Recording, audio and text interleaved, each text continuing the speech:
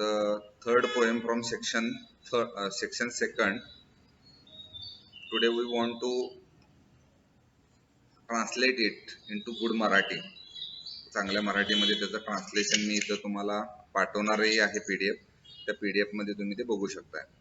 आता त्या कवितेची मराठी अनुवाद मी तुम्हाला वाचून सांगतोय. मंद वारा संत धारा जणू ते जहाज उभे कसे, जसे परिमल पित्याचा नियमच जणू तो, सांगाडा हुबा धीर समुद्रावरी पाषाणावरून इंच केपच्या वाहत त्या धारा.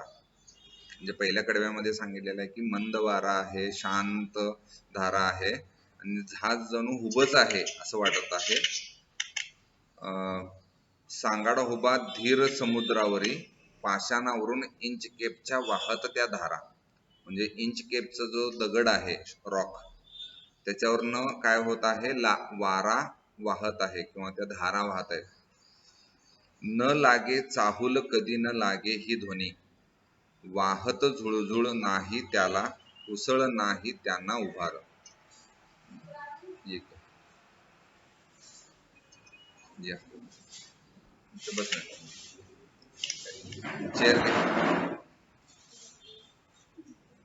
न लागे चाहूल कधी न लागे ही ध्वनी, वाहत झुळझुळू नाही त्यांना उसळ नाही त्यांना उभार.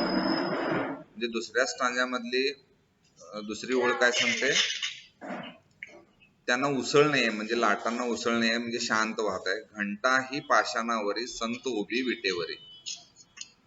ती घंटा जी पाषाणावर त्या दगडावर रॉकवर उभी आहे आणि ती काय संत उभी विटेवरी, जसं विटेवर विठ्ठल उभा आहे तसं ती उभी आहे. सहृदय तो मठपती आबेर बोथोक चा जाऊनी बांधली ही घंटा उभी त्या पाषाणावरी. म्हणजे आबेल बोतोक हे काय आहे, एका गावाचं नाव आहे आणि तिथं एक मठ आहे, म्हणजे ख्रिश्चन धर्माचं मठ आहे. तिथला जो धर्माधीश आहे किंवा मठाधिपती आहे त्यानं काय केलेलं आहे, ती घंटा त्या ठिकाणी त्या पाषाणावर जाऊन बांधलेली आहे. म्हणजे त्यानं चांगलं कृत्य केलेलं आहे.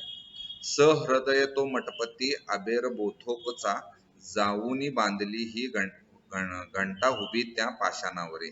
हेलकावती जेव्हा ऐकायला येत नाही का? तुझा आवाज म्यूट कर.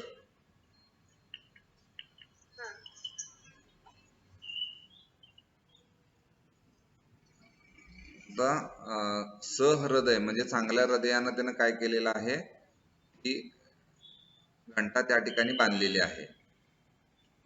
त्यामुळे काय झालेलं आहे, अनेक खलाशांना प्रवाशांना तिथं एक चांगलं ऍक्सिडेंट वगैरे होत नाहीये त्यांचा त्या ह्याच्यामध्ये.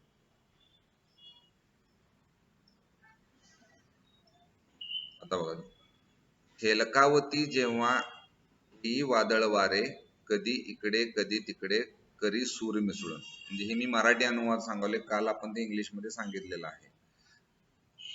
वारा आल्यानंतर ते हेलकावत असतं, लहरी लाटा उसळून आता मिटे अस्तित्व इंचकेप पाषाणाचे. म्हणजे लहर ज्या वेळेला मोठी होते त्यावेळेला ते काय होतं, त्याच्यावरनं पाणी वाहत जाताना ते दिसतच नाही कुणाला. मग येऊन पाही तो भीषण हा पाषाण, दडला खाली समुद्र लहरी, नाविक जन जोडून हात करी ध्यान, त्या सहृदय मठपती आबेर बोथोकचे. म्हणजे आबेर बोथोक ह्या गावातला जो मठपती आहे, ख्रिश्चन धर्माचा धर्मगुरू, त्याला ते काय करत आहेत, आशीर्वाद देत आहेत की तुम्ही चांगलं काम केलंय, आम्ही वाचलो ह्यामुळं, असं ते म्हणतात. ते घंटा वाजवून हा तो तेजस्वी सूर्य शिंपित सोनेरी किरण, जगी आनंद मनी स्वानंद प्राणी, जलचर आणि मानव, समुद्र पक्ष्यांचे हे थवे, आनंदित सांगे हे हवे ते हवे. म्हणजे सगळीकडे आनंद आहे, सूर्य तळपत आहे, त्याचबरोबर वारा संत वाहत आहे आणि समुद्र पक्षी सुद्धा गाणी गात आहेत. त्यामुळं आनंदी वातावरण. हिरवागार समुद्र माता त्यावरी दिसे काळा ठिपका. म्हणजे सगळीकडे हिरवं दिसालंय, म्हणजे त्या ठिकाणी निळं पाणी असते पण ह्या ठिकाणी समुद्र माता जो आहे वरचा भाग आहे तो हिरवं दिसत आहे त्यांना. पण तो जो काळा ठिपका दिसालाय तो दगड त्या पाण्यामध्ये. हा तो तेजस्वी हिरवागार समुद्र माता त्यावरी दिसे काळा ठिपका उंच तो आता बेफिकीर भटक्या तो सर रॉल्फ चालित गलबतावरी पाहे त्या अखंड काळ्या टिपक्यावरी. म्हणजे सर रॉल्फ नावाचा एक पायरेट आहे. तो पायरेट काय करत आहे म्हणजे समुद्र लुटेरा तो बघायला त्या दगडाला की हे काय आहे म्हणून, आणि ते बघून त्याच्या मनामध्ये काय झालेलं आहे बघा, त्याच्या मनामध्ये थोडी शंका निर्माण झालेला आहे, कारण की तो समुद्र लुटेरा आहे आणि तो दुसऱ्याचं कौतुक त्याला नको आहे. दुसऱ्याचं कौतुक व्हायलंय ना त्याच्या ठिकाणी बघून. काय म्हणतोय बघा, ओटावरी शिळ मन अधीर. पोटावर तो शिळ घालालाय पण मन अधीर आहे ना सुधीर मनाच्या ह्या आनंदाला कडा घृणा आणि मत्सराचा. म्हणजे त्याला आनंद जरी झाला असला तरी त्याच्या मनामध्ये मत्सर आहे की त्याचं नाव आलं माझं नाही आलं असं त्याला वाटत आहे. डोळ्यात घेऊन राग हा जाऊनी करीतो त्या पाषाणावरी घंटेची राख. म्हणजे तो तिथं जातोय आपल्या माणसांना सांगतोय की चला आता आपण काय करूया, त्या ठिकाणी जाऊन ती घंटा तोडून टाकूया.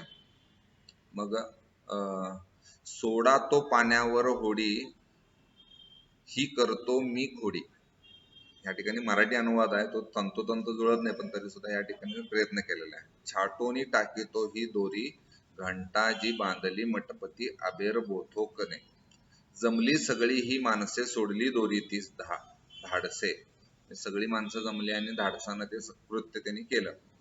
करी कुच पाषाणाकडे सर राल्प वाकीला थोडा घाली चांगल्या कामी खोडा.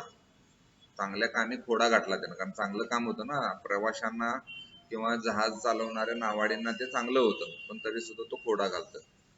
करी कुच पाषाणा सॉरी कापुनी घंटा मनी उसळी आनंदी लाटा करीतीस सरर गेली घंटा. म्हणजे सर करत आवाज खाली ती घंटा जाते. शनी समुद्र तळी म्हणे तो राल्फ आता न जोडी कोणी हात ना करी कोणी बात त्या मटपती आबेर बोतोकचे. म्हणजे आता कोणी कुणा त्याचं कौतुक करणार नाही आबेर बोतकचं, म्हणजे ती घंटाच तोडून टाकलोय असं तो म्हणतोय. भटक्या सर राल्फ होऊन लाटावरती स्वार लुटली जहाजे जी व्यापारी धन साठवले ते अपार. म्हणजे तो अनेक तिथनं गेला आणि अनेक जहाज आहेत व्यापारी जहाज त्याने ते लुटले आणि काय केलं धन साठवलं भरपूर, म्हणजे श्रीमंत झाला तो. सुकाणू फिरविती पुन्हा वाट धरिती परतीची तिरी स्कॉटलंड. म्हणजे अनेक सगळीकडे वारं फिरल्यानंतर अनेक थोड्या दिवसानं तो परत स्कॉटलंडकडे आलेला आहे. मावळला हा दिवस जरी न दिसे हा रवी तरी आभाळी साचले धोक्याचे पुरे. म्हणजे आता वातावरण बदललेलं आहे, हवेमध्ये आता काय झालेलं आहे, परत ढग जमायला सुरुवात झालेला आहे, गारवा निर्माण झालेला आहे. वादळ वारा दिवस पहरी सांज तरी शांत करी आकांत नाही वारा. दिवसभर आता वारा आहे पण शांत संध्याकाळचे काय नाही आहे, वारा नाही आहे असं म्हणतात. अंधार जरी आता बाका धीराने होडी हाका. तो काय म्हणालाय सर राल्फ तो जो पायरेट आहे तो सांगत आहे की जरी अंधार असला तरी पण होडी जरा सावकाश हाका म्हणालाय. आणि काय झालं, अंधार जरी आता बाका धीराने होडी हाका काही नाही दिसत तरी चंद्र आहे क्षितिजावरी प्रकाश त्याचा मंद परी वाट दावेल घरी. म्हणजे तो आता घरला परत चाललाय पण म्हणालाय की आता थोड्या वेळानं चंद्र उगवणार आहे, चंद्रोदय होणार आहे, चंद्रप्रकाशामध्ये काय होईल आपल्याला वाढत दिसेल असं तो सांगत आहे. नाही दिसत तरी चंद्र आहे क्षितिजावरी प्रकाश त्याचा मंद परी वाट दावेल घरी. बोले एक नाविक म्हणजे त्याच्या सोबतचा असणारा जो सहकारी आहे तो म्हणाला, का आलो जवळ पुन्हा बेटा सरशी ना ऐकू लाटांचे खळखळ. म्हणजे आपण कुठं आलोय काही कळीना झाले पण लाटांचा आवाज तरी आलाय, म्हणजे आपण बेटावर आलोय असं वाटतंय. असं म्हणतो, मग कुठं आलोय काय माहित नाही. पाषाणावरी आपटणाऱ्या जलांची धडधड. म्हणजे शेवट त्याला काय आलं, लाटा असं धडधडायचा आवाज आलाय. असती जर का ती घंटा नसती भरली ही घटका. तो म्हणाला आता त्यांच्यावरच वेळ आलेली आहे, जर इथं घंटा असती तर आपल्यावर ही वेळ आली नसती की आता आपण कशाला तर धडकणार असं त्याला वाटायलंय. शांतता भयान मात्र लाटांचा उसळी मेरू खेळून मृत्यूचा आला रंगू.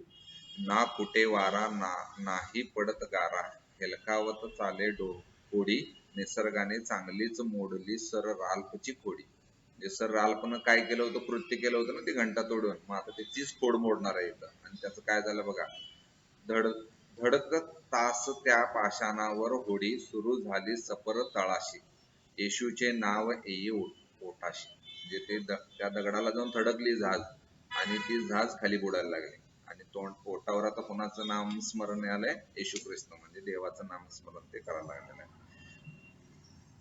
स्वतःला ते देत शिव्या आणि शाप, ओढिले केस टराटरा, होडीत शिरले पाणी भराभरा, तळ दिसे सरळ मृत्यू आता अटळ. म्हणजे आता त्यांचा मृत्यू अटळ आहे, कारण की ते रागानं काय करतायत, केस जरी उकळून घेतलं तरी पण त्यांना आता मृत्यू हा अटळ आहे असं ते म्हणतात. सर राल्प पाही उघड्या डोळा, मृत्यू हा अनेक सोहळा, तळाशी ती इंचकेप घंटा, किनकिनत जणू यम लोकाची वाट खुणवीत.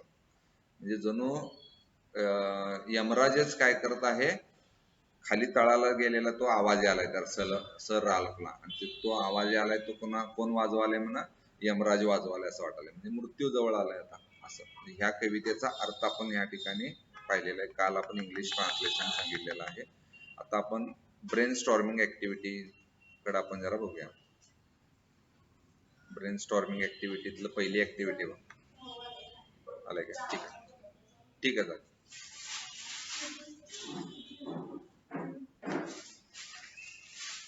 पुस्तक जमा करायला आलाय काय? हा.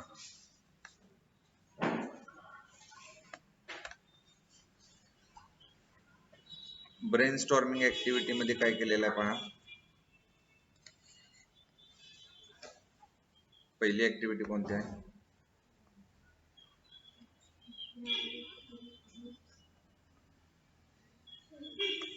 वाचा की.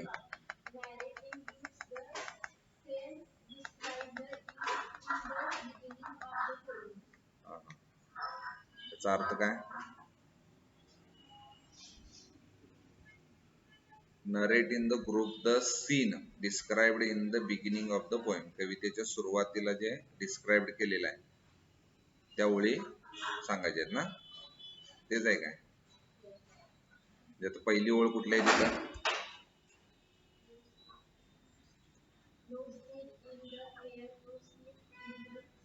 बरोबर. तर in the beginning of the poem the poet depicts the scene of ocean, म्हणजे समुद्राचं वर्णन कवी करतोय. बरोबर ना? जे हवेमध्ये मंद संत असा वारा वाहत आहे असं वगैरे. इट वॉज काम, म्हणजे शांत आहे. The ship stood steel in the ocean means motionless, ती जहाज स्थिर थांबलेले आहे असं सांगतो. अँड कील of the ship was also steady, जहाजाच्या खालचा जो भाग असतो, कील कील म्हणतात त्याला, बॉटम ऑफ द शिप, तो सुद्धा काय म्हणा एकदम स्थिर आहे म्हणा, असं वर्णन पहिल्या स्टांजामध्ये केलंय. आणि it was peaceful and calm, the day was bright and sun was shining, सूर्य एकदम चकाकत आहे, शुभ्र असा दिवस उजाडलेला आहे. Everything looked like just perfect, सगळं काही व्यवस्थित दिसत आहे, म्हणजे कुठेही समुद्रामध्ये लाटा वगैरे उठलेल्या नाही आहेत. The mood was of happiness, ह्याच्यावरनं काय लक्षात येते की आनंदी मूड लक्षात येतो आपल्याला. Means poet depicts the picture of the ocean. या सगळ्या पहिल्या स्टांजाचं वर्णन काय आहे, तर ओशनचं चित्र तो वर्णित आहे. त्यानंतर दुसरी ऍक्टिव्हिटी काय, दुसरा प्रश्न काय तर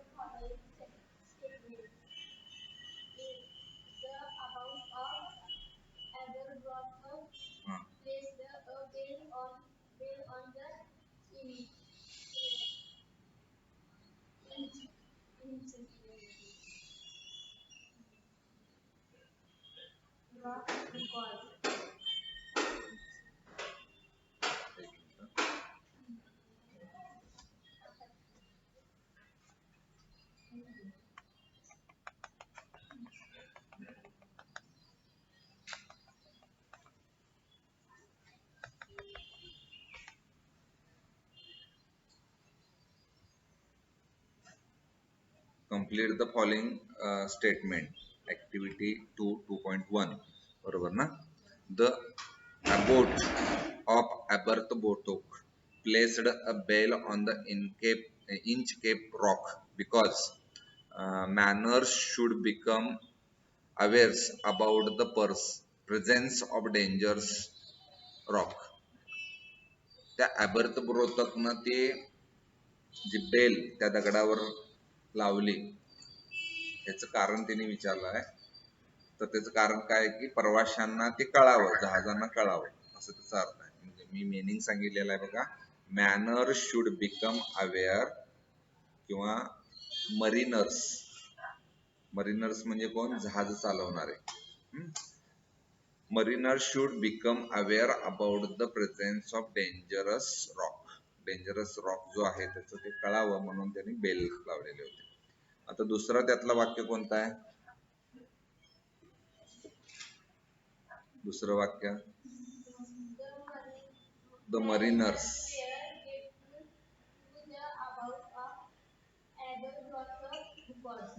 कारण विचारलेलं आहे. The mariners were grateful to the abbot of Aberbrothok because. कारण विचारलं. याचा अर्थ काय? ग्रेटफुलचा अर्थ काय? कृतज्ञ. मरीनर म्हणजे काय? जहाज चालवणारे नाविक किंवा आपण काय म्हणतोय त्यांना, नावाडी. त्या कॅप्टनना किंवा त्या नावाडींना ती ग्रेटफुल काय असा प्रश्न विचारलाय. कारण the kind of abbot of Aberbrothok Inchcape म्हणजे anchored the bell on the Inchcape rock. This bell worked as a warning bell for the mariners. Mariners साठी काय वॉर्निंग मिळत होती ना ती. त्यामुळे ती लोक काय करायची? धन्यवाद मानायची की तुम्ही इथं बसवला नसता तर आमचा ऍक्सिडेंट झाला असता असं. Wherever they were near the dangerous rock. जेव्हा केव्हा ते डेंजरस रॉकच्या जवळ जातात तेव्हा. आणि पुढचं वाक्य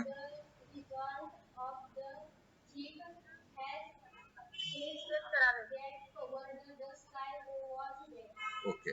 the result of the thick haze that covered the sky was that.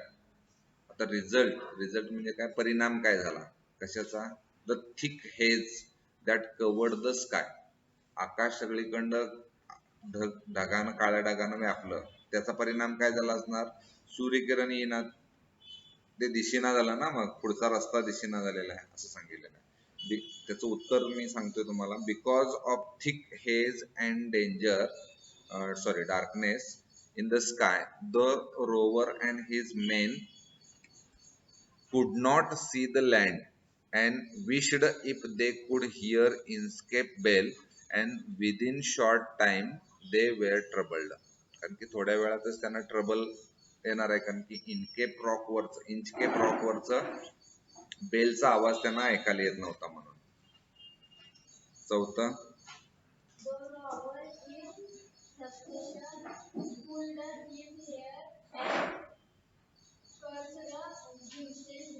Okay. म्हणजे द सर रॉल्फ रोवर हे जे आहेत म्हणजे तो पायरेट आहे, is in frustration pulled his hair. म्हणजे तो फ्रस्ट्रेशन असं केस उडून गेलाय. का? कारण की जर आपण ते घंटा तोडली नसती तर आज आपण वाचलो असतो असं म्हणालाय. म्हणून frustration. Because of the rover ship was in trouble. कारण रोवरची शिपच अडचणीत आलेली होती. Water entered the vessel from all side. आणि त्या ह्याच्यामध्ये जहाजामध्ये सगळ्या बाजूनं पाणी यायला लागलं होतं. म्हणून तो आपल्या फ्रस्ट्रेशन मध्ये केस असं उडून घेत होता. From all sides in despite agony and frustration he tore at his hair and cursed himself for cutting off the bell. म्हणजे आपण जे बेल कट केलेले आहे त्या धर्मगुरूनं बसवलेले, त्याचा शाप आपल्याला लागला म्हणून तो पश्चातापानं केस ओढून घ्यायला लागलेला आहे. हे त्याचं कारण आहे. पुढचं ऍक्टिव्हिटी सेकंड आहे काय? हा सांगा.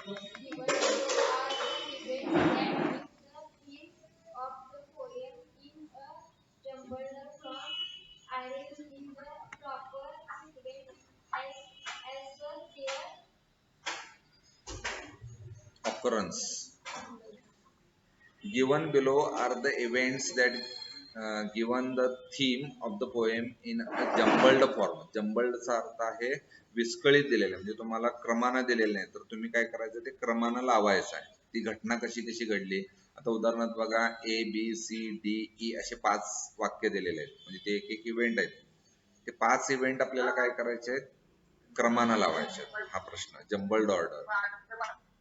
तर त्यातलं पहिलं जे येतं काय आहे, ए जे आहे तेच पहिलं आहे. The waves were so small that they did not move enough to ring the bell at the Inchcape rock. Waves काय होत्या, लहान अशा लाटा वाहत होत्या ना ते इंच केप वरनं, आणि ती घंटा वाजत होती. हे पहिलं वाक्य आहे, हीच पहिली घटना घडलेली आहे. दुसरं कुठलं आहे त्यातलं, डी हा पर्याय आहे बघा, डी. डी हे दुसरं वाक्य होतं. म्हणजे डी कुठला आहे त्यातलं, Ralph bend over from the boat. तो वाकला त्या ठिकाणी आणि काय केलं त्यानं, पहा, ती घंटा तोडण्यासाठी वाकलाय ना. त्यानंतर कुठलं येतंय, सीचं. सीचं जे वाक्य आहे तेच 3 नंबरच वाक्य आहे. म्हणजे there was a thick haze spread over the atmosphere. म्हणजे सगळीकडं काळं ढग जमा झालं, म्हणजे ते तोडून गेल्यानंतरची घटना आहे ती. सीचं वाक्य सीच येणार. आणि ईचं वाक्य काय येणार त्या ठिकाणी, जे ईचं आहे म्हणजे 4 नंबरचं वाक्य वर येणार. ई येणार ना 4 नंबरला. म्हणजे sir Ralph cursed himself in despair and in his frustration tore his hair. त्याला शाप लागला आणि त्यानं काय केलेलं आहे, रागाच्या भरात किंवा दुःखाच्या भरात त्यानं तो दुःख व्यक्त करत आहे आणि फ्रस्ट्रेशन मध्ये गेलेला आहे, नैराश्य त्याला आलेलं आहे मोठं. ई. आणि शेवटचं वाक्य कुठलं असणार आता, बी असणार ना. बी राहिले ना 2 नंबरचं, ते वाक्य आहे बघा. The abbot of Aberbrothok had placed the bell on a buoy on the rock. ते काय आहेत, त्याचं करेक्ट आन्सर्स आहेत. हे सुद्धा आपण आपल्या पद्धतीने ते लिहू शकतो. जम्बल्ड ऑर्डर आहे ते सरळ लिहायचं. पुढचा प्रश्न वाचा.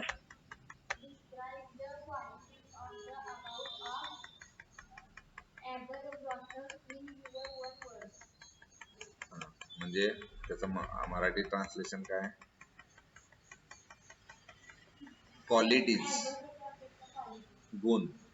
मग आता काय गुण असणार आहेत त्याचे, एक तिने दिलेले आहे बघा, बेनेवोलंट. बेनेवोलंट म्हणजे दुसऱ्यावर उपकार करणारा. त्यानंतरचा पुढचा शब्द कुठला आहे ते आपल्याला बघायचं आहे. बिग हार्टेड म्हणजे काय असणार, सहृदयी किंवा मोठ्या मनाचा. बिग हार्टेड एक शब्द लिहिता येईल आपल्याला. जेनोरस, जेनोरस एक असेल, जेनोरस म्हणजे उदारमतवादी, दुसऱ्यांसाठी काहीतरी आपला त्याग करणारा, जेनोरस. वेल विशर, दुसऱ्यांचं कल्याण चिंतणारा, वेल विशर. हेल्पफुल, मदत करणारा. किंवा ऍडव्हेंचरस, ब्रेव, धाडशी. कारण की त्या धर्मगुरूनं काय केलं, मठाधिपतीनं तिथपर्यंत जाऊन त्या दगडावर बेल बसवली, म्हणजे हा धाडशी आहे, ब्रेव आहे, ऍडव्हेंचरस आहे. इंटेलिजंट, बुद्धिवान आहे तो, हे लक्षात येतं. स्किल्ड, कारण की त्या दगडावर जाऊन तिथं ती बेल बसवणं हे कौशल्याचं काम आहे, स्किल्ड आहे. किंवा काइंड हार्टेड, चांगल्या हृदयाचा, चांगल्या मनाचा. हे त्याचं उत्तर आपल्याला सांगतं.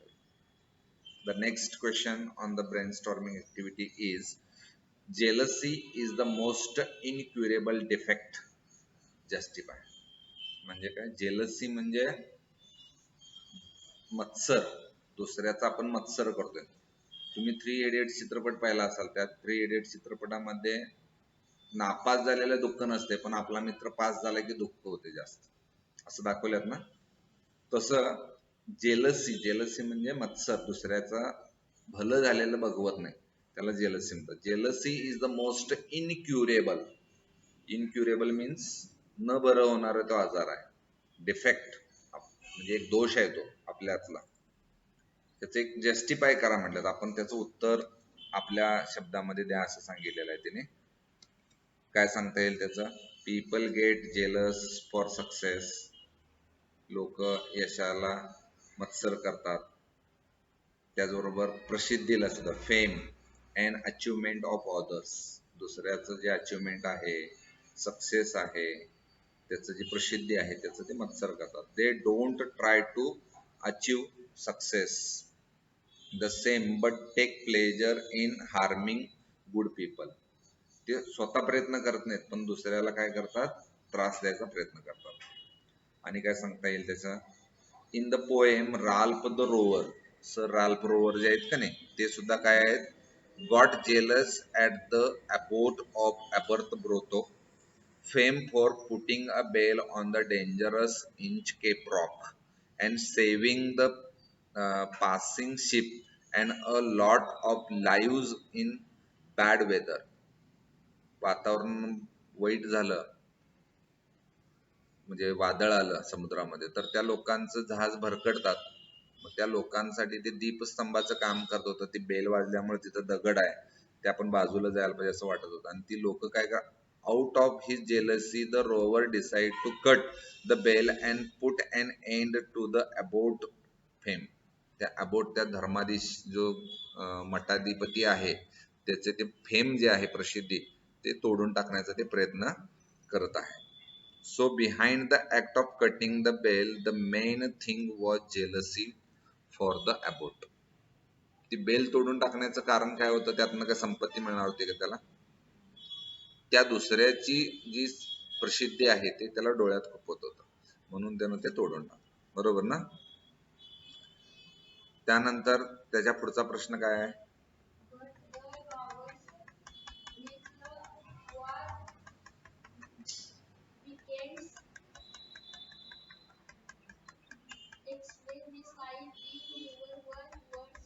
On words. Okay. But the Rover's mirth was wickedness, असे कवितेमध्ये ओळ आलेलं आहे. मर्थ म्हणजे दुसऱ्याविषयीचं चांगलं मत, पण चांगलं मत त्याचं नव्हतं, तो विकेडनेस होतं. विकेडनेस, क्रूर मत होतं त्याचं. Explain this line in your on words with the help of the poem. कवितेच्या ओळीच्या आधारावरनं त्या ओळीचा सविस्तर अर्थ सांगा म्हटलेला, एक्सप्लेन करा. तर काय सांगता येईल त्याचं उत्तर? असं सांगता येईल, sir Ralph was only extraordinarily happy when he is planning some wicked action. His chief purpose in life seems to bring suffering and sorrow and all he meets. त्याच्या जीवनामध्ये तो नुसतं दुःखच पाहिलेलं आहे. दुसऱ्यांना क्रूरपणे काय करायचं, तो मारून टाकायचा किंवा लुटायचा त्यांना. त्यांचं सगळं व्यापाऱ्यांची जहाजातलं सगळं सामान तो घेऊन जायचा. When Sir Ralph knew that due to Inchcape Bell most of the ships were saved and they praised abbot of Aborto, Sir Ralph thought that if he cuts the bell means that he will cut the fame of Abbot. त्याला असं वाटत होतं की आपण जर ती bell cut करून टाकली तर त्याची प्रसिद्धी आपण थांबवू शकतो. And nobody will suspect him, आणि कोणी माझ्यावर संशय घेणार नाही कोण तोडले म्हणून. आता ते कोण काय कॅमेरा, सीसीटीव्ही कॅमेरा लावलाय का तिथं? नाही, मग कोणीच सस्पेक्ट करणार नाही असं त्याला वाटलं. will suspect him. So this attitude shows that Rover's mirth was wickedness. यातनं त्याचं जे अंतरात्मा काय सांगत होता? वाईट कृत्य करायला सांगत होता, हे ह्या ओळीतनं दाखवतंय. ठीक आहे. त्याच्या पुढचे जो प्रश्न आहे तो काय आहे पहा, मी वाचतोय, सांगतो तुम्हाला. Activity 3. Some words in the poem are related to different parts of a ship or a mariner's life. जे जहाज चालवणारे असतात, मरीनर्स, म्हणजे सेलर्स असं सुद्धा म्हटलं जातं. शिपमन्स, ते शिपमन किंवा सेलर जे आहेत त्यांच्या जीवनातले काही पार्ट त्याच्यात सांगितलेले आहेत, किंवा जहाजाचे भाग. जसं तुम्ही 9वी इयत्तेमध्ये बंदुकीचे वेगवेगळे पार्ट्सचा अभ्यास केला होता, म्हणजे ट्रिगर, त्या पॉइंट, त्यानंतर गन हेड, असे वगैरे आपण शब्द पाहिला होता. तसं ह्या जहाजाचे काही भाग दाखवलेले आहेत. जसं की given below are the meaning of those terms, identify the word. Identify करायचे. जे पहिलं काय दिलंय बघा, helps in steering the ship. Steering, helps in steering the ship. Ship म्हणजे जहाज. जहाजाचे जे स्टीअर म्हणजे ते जे वळून येतं, म्हणजे जसं आपण गाडीचं स्टीअरिंग असतं, स्टीअरिंग, तर त्याला रोवर शब्द आहे. काय? Rover, ROVER. त्यानंतर दुसरा आहे त्यातला कुठला शब्द आहे, the lowest part of the ship. जहाजाचा खालचा तळ, lowest part of the ship, त्याला काय म्हणतात इंग्लिश मध्ये, तर कील. KEEL, कील म्हटलं जातं त्याला. सी प्रश्न आहे बघा त्यातला, floating object that shows direction. असं एक वस्तू जे तरंगत आहे पण डायरेक्शन दाखवत आहे, डायरेक्शन म्हणजे दिशा दाखवायला. दीपस्तंभ ना, आता पाण्यामध्ये ते तरंगत असतं. म्हणजे आता उदाहरणार्थ एखादा दगड असेल तर त्या दगडावर ते बांधलं असतं, किंवा अशा काही काय म्हणतो आपण त्याला, इन्नर वगैरे असतात बघा, त्याच्यावर ते बांधलेलं असतं आणि ते दाखवलं जातं की डायरेक्शन कुठल्या दिशेनं जायचं आहे. समुद्रामध्ये असतं ते, त्याला बाऊ किंवा बॉई असं म्हटलं जातं. BUOY.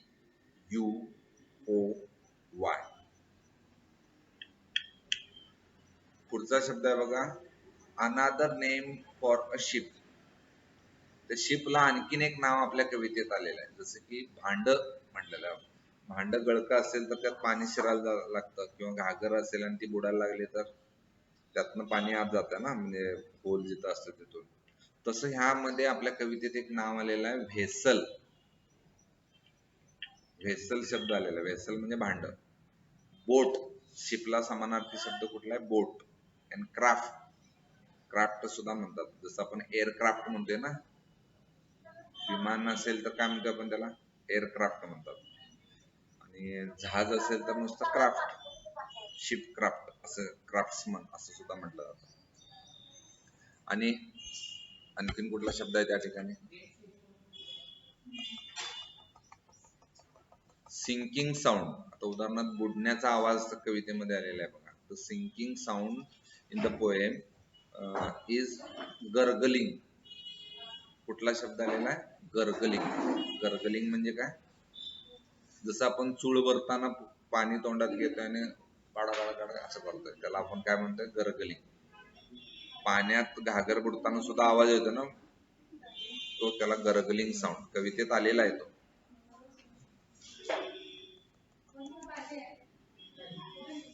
पुढचा पुढचा प्रश्न काय, activity 4. Select the appropriate figure of speech. चौथा प्रश्न जो आहे ते ऍक्टिव्हिटी 4 मध्ये figure of speech, language devices वापरलेला आहे for speech from the box given below and complete the table. एक टेबल दिलाय ना, त्या टेबल मध्ये वाक्य एक्झाम्पल्स दिल्यात, इकडे फिगर ऑफ स्पीच दिल्यात, नावं लिहायचे, आणि इकडे त्याचं स्पष्टीकरण द्यायचं आहे. बरोबर ना. पहिलं वाक्य कुठलं आहे, sir Ralph the rover tower his hair. Alliteration आहे ना.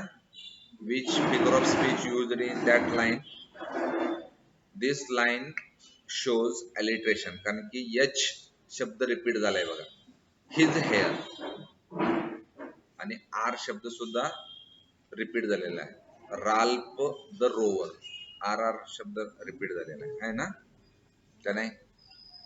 The close repetition of consonant sound at the beginning of word, हे त्याचं एक्सप्लेनेशन आहे. एलिट्रेशन शिकवलंय ना, का नाही. ओके, दुसरं लाईन कुठली आहे बघा, no stir in the air, no stir in the sea. Stir stir दोनदा शब्द आलाय, the word is repeated. म्हणून आपण त्यात कोणता फिगर ऑफ स्पीच आहे? The figure of speech is repetition. रिपिटेशनचं स्पेलिंग REPETITION, रिपिटेशन. एक्सप्लेनेशन काय? In this line the words no, stir, in and the हे 4 शब्द आहेत बघा.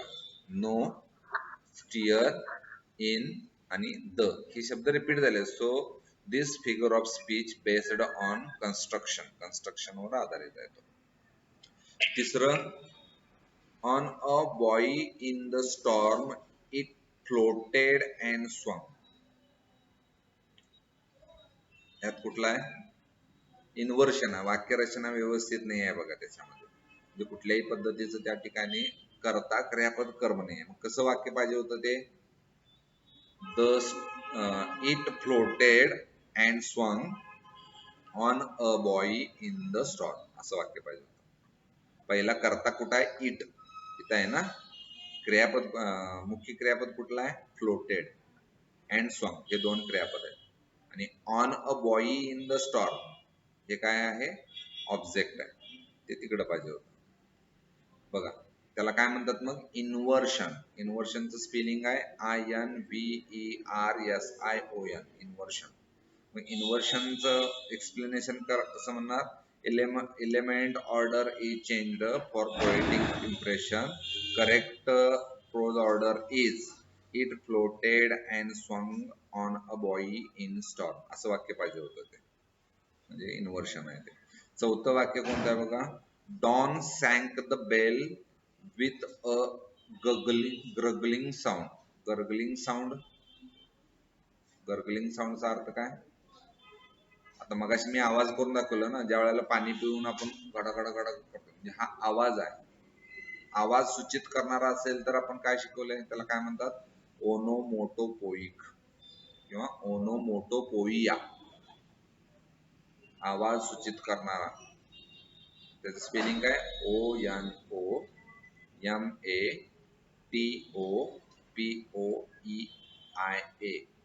ओनोमोटोपोइया.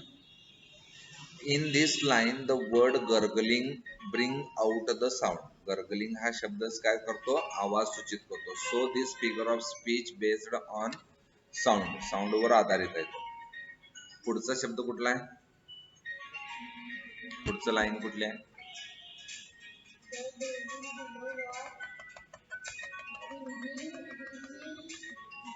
Okay. The devil below was ringing his knell. आता devil म्हणजे राक्षस म्हणतोय ना. तो तळाला, म्हणजे जसं जिथं घंटा पाण्यात खाली बुडलेली आहे, तो राक्षस जणू तिथं वाजवालाय मला, म्हणजेच यमराज वाजवालाय, म्हणजे त्याचा मृत्यू जवळ आलाय असं त्याचा अर्थ आहे. यात सुद्धा काय आहे? मेटॅफर वापरलेला आहे. म्हणजे राक्षस म्हणजे कोण? यमराज असं म्हटलेलं आहे. मेटॅफर, तुलना केलेला आहे. Indirect comparison between 2 object. Metaphor आहे ते. मेटॅफरचं स्पेलिंग METAPHOR, मेटॅफर. आणि एक्सप्लेनेशन काय येणार त्याचं? In this line devil ringing is indirectly compared with the rover's death.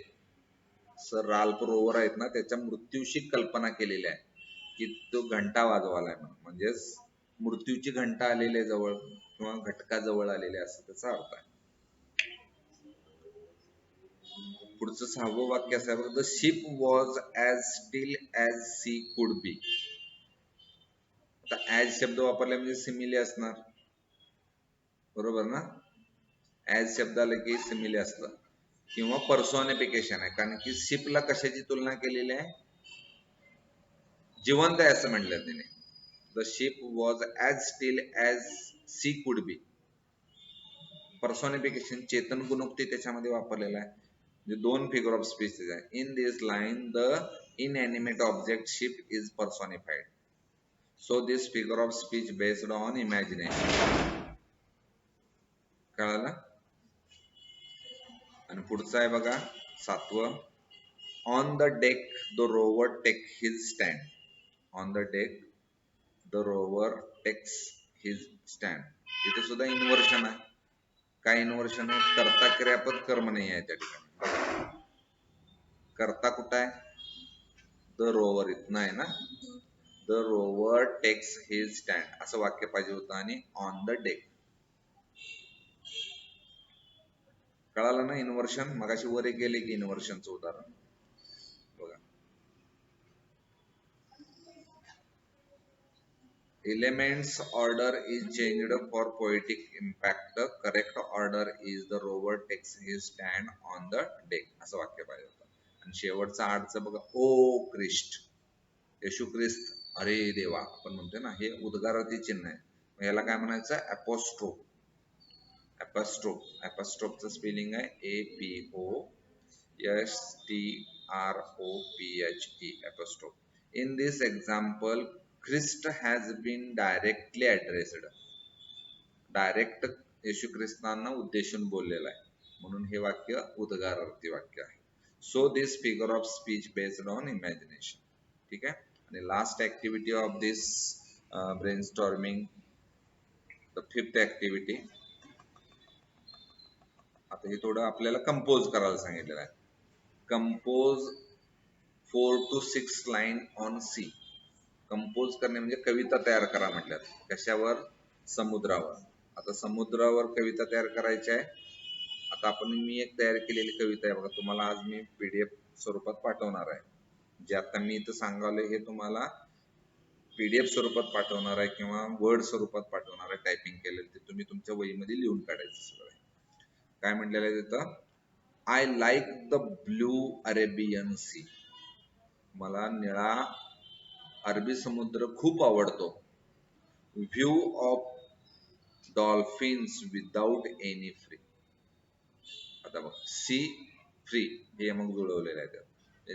त्यातले डॉल्फिनचं दृश्य बघायला मला खूप मजा येते असं म्हटलेलं. Without any free, any fee असं म्हटलेलं. Sitting on shore taking the T. हे मग काय जुळवलेलं आहे बघा.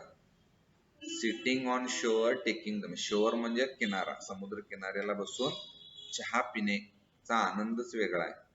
Spending some time tension free. आणि तिथं असा जर वेळ आपण घालवला समुद्र किनाऱ्याला बसून, आपण टेन्शन फ्री होतो. असं एक वाक्यरचना केलेलं आहे. म्हणजे टी फ्री हे मग जुळवलेलं आहे. आणि आय प्रे द गॉड बेंडिंग ऑन माय नी. मी माझ्या गुडघ्यावर वाकून देवाला नमस्कार करतो किंवा त्याचा प्रार्थना करतो. To give more time to see the sea. म्हणजे समुद्राला पाहण्याची आणखीन थोडी मुभा मला दे, म्हणजे मला अजून चांगलं उदंड आयुष्य दे. असं ही एक 8-6 ओळींची कविता केलेली आहे. तुम्हालाही मी पाठवतोय, तुम्ही ते बघा, ते तुमच्या वाचा आणि तुमच्या वहीमध्ये ते काय करा, नोट डाऊन करा. ठीक आहे. तर